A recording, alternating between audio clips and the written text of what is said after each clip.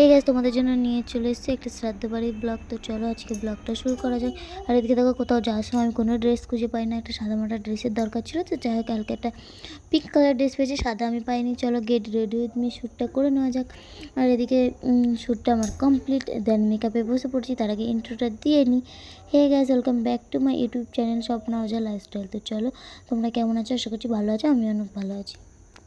Skip না করে তাহলে পুরো ভিডিওটা দেখতে থাকো। সানস্ক্রিন লাগিয়ে নিলাম, দেন একটু ব্লাশার, একটু লিপ বাম, লিপস্টিক, একটা টিপ। দেন এদিকে আমি ভাবছিলাম চুলটা ছেড়ে দেবো, তারপর দিশানের জন্য চুলটা আমি গুটিয়ে নিলাম। দেন এদিকে তখন সব কিছু কমপ্লিট, আমি রেডি।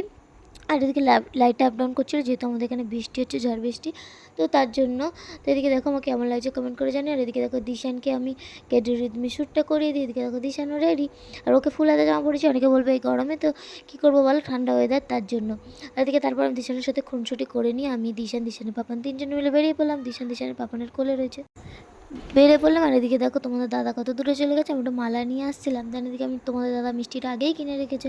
তো চলো যাওয়া যাক, চলে আসলাম ওখানে। আর এই যে দেখতে পাচ্ছ ফটো, এখানে এনারই আজকের কাজ ছিল, সে বলে এসেছেন, আত্মার শান্তি কামনা করে। দেন এদিকে দেখো আমরা খেতে বসে পড়েছি, খিদে পেয়ে গেছিলো। তো এদিকে চলো খেয়ে নিই।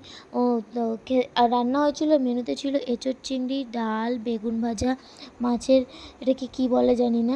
তো যাই হোক, আর হয়েছিল চাটনি, পাঁপড়, মিষ্টি। তো খেয়ে নিই। ভিডিওটা ভালো লাগলে প্লিজ লাইক করে দিও।